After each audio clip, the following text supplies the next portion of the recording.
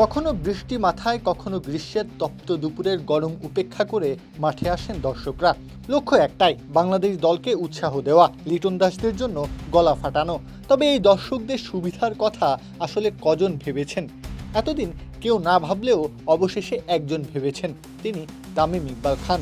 দর্শকদের কথা চিন্তা করে গ্যালারিতে ফ্যান লাগানোর উদ্যোগ নিচ্ছেন তিনি। দর্শকরা ক্রিকেটের প্রাণ, খা খা করা স্টেডিয়াম প্রাণ ফিরে পায় তাদের জন্যই।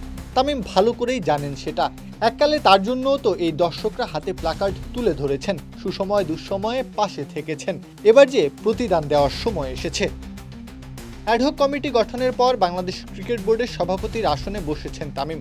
অনেকবারই বলেছেন সুযোগ পেলে ক্রিকেটের জন্য অনেক কিছু করবেন।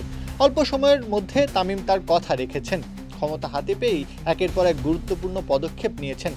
সেখানে ক্রিকেটারদের বেতন বাড়ানোর মতো বিষয় যেমন আছে, তেমনই দর্শকদের সুবিধার কথাও ঠাঁই পেয়েছে। স্টেডিয়ামে চড়া মূল্যে খাবার কিনতে হতো দর্শকদের, তামিম সেটা কমিয়ে এনেছেন। এবার সেই দর্শকদের আরামের কথা চিন্তা করে গ্যালারিতে ফ্যান বসানোর প্রয়াস দেখাচ্ছেন তিনি। একটা টি-20 ম্যাচ ৩-৪ ঘন্টা, আর ওয়ানডে বা টেস্ট হলে তো আরও দীর্ঘ সময় বসে থাকতে হয়।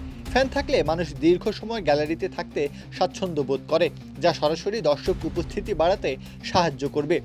শুধু তাই নয়, এটি হিট স্ট্রেস কমাতেও সাহায্য করবে। অতিরিক্ত গরমে মাথা ঘোরা, ডিহাইড্রেশন এসব ঝুঁকি থাকে। ফ্যান বাতাস চলাচল বাড়িয়ে শরীরের তাপমাত্রা নিয়ন্ত্রণে সাহায্য করে, ফলে স্বাস্থ্য ঝুঁকি কিছুটা কমে।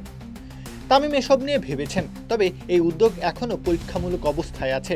প্রথমে পরখ করে দেখা হবে এটা আসলে কতটা কার্যকর, বা আদৌ এর সফলতা পাওয়া যাবে কিনা। পরীক্ষায় ইতিবাচক ফলাফল আসলে তবেই পুরো শেরেবাংলা জাতীয় স্টেডিয়ামের গ্যালারিতে বসবে ফ্যান।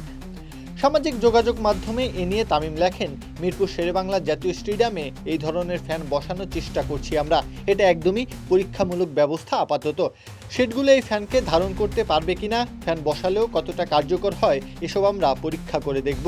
যদি কার্যকারিতা বুঝতে পারি, তখন মিরপুর গ্যালারির ছাউনি থাকা অংশগুলোই এই ফ্যান আমরা বসাবো এবং পরবর্তীতে চেষ্টা করা হবে অন্যান্য মাঠেও ব্যবহার করার। সব ঠিকঠাক থাকলে এটা হয়তো দর্শকদের জন্য স্বস্তি হয়ে আসবে। প্রচণ্ড গরম সহ্য করে আর খেলা দেখতে হবে না গ্যালারিতে বসে। প্রত্যহ কাব্য, খেলা ৭১।